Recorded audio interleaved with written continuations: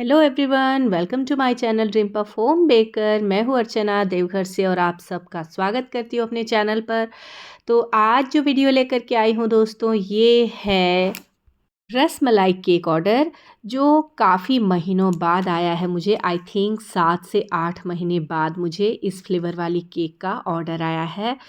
काफ़ी दिनों से मैं सोच रही थी आजकल क्या हो गया है, लोगों का डिमांड क्यों ख़त्म हो गया है, रसमलाई से जी भर गया क्या। पर ऐसा बिल्कुल नहीं है। हर एक के जीवन में कुछ ना कुछ समस्या आती है। तो जहाँ जहाँ मेरा केक जा रहा था, रसमलाई केक, उन लोगों के साथ कुछ ना कुछ इंसिडेंट हो गया जिस वजह से उन्होंने सेलिब्रेशन नहीं किया।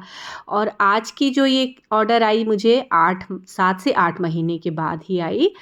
लास्ट टाइम मैंने जनवरी में बनाया होगा और एक आध बीच में आया होगा, तो उतना मुझे याद नहीं है। पर मुझे बड़ी दिन बाद ये वाली ऑर्डर आई। और रसमलाई केक तो केक की क्वीन है भाई, ये वाली फ्लेवर। तो यहाँ भर भर के सोकिंग करना है हमें रसमलाई से। ये 1 केजी रसमलाई केक की ऑर्डर है, जिसमें 2 कप रसमलाई लगा था मुझे।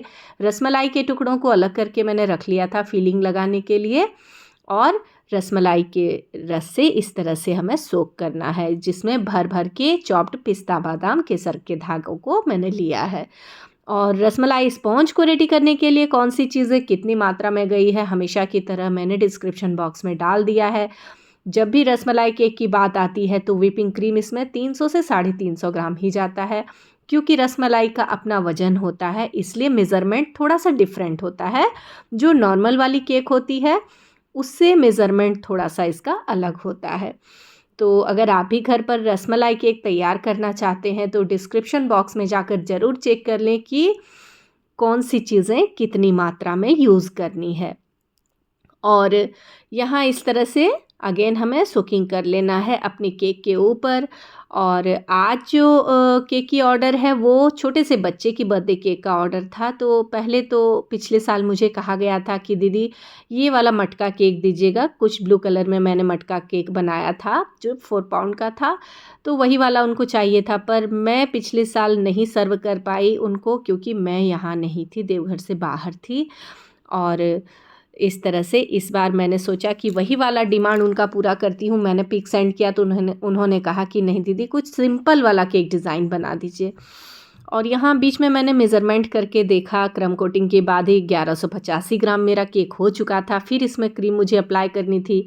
क्रीम को रेडी करने के लिए मैंने फ्यू ड्रॉप डाला है इसमें येलो कलर, और इसके बाद मैंने मैजिक का ग्रीन कलर का यूज़ किया है, जिससे मुझे ये पिस्ता कलर मिला और काफ़ी खूबसूरत लग रहा था ये कलर। तो इससे पतली सी लेयर मुझे लगा लेनी है। क्रम कोटिंग करने के बाद क्या होता है, जब हम फाइनल फ्रॉस्टिंग करते हैं तो अच्छा उसका प्रॉपर फिनिशिंग निकल के आता है। यहाँ मैंने कॉम्बिंग कर ली और एक्स्ट्रा वाले क्रीम को पैलेट नाइफ से या प्लास्टिक कार्ड की हेल्प से इस तरह कट करके हटा लेना है, ताकि केक की प्रॉपर फिनिशिंग निकल के आए। फिर मुझे ये केक बनाए हुए इस तरह से मैंने यहाँ फाइनल फ्रॉस्टिंग इसकी कर ली और फ्रीज कर दिया। सोचा कि सुबह सुबह उठ करके इसकी फ़ाइनल डेकोरेशन लगाऊंगी।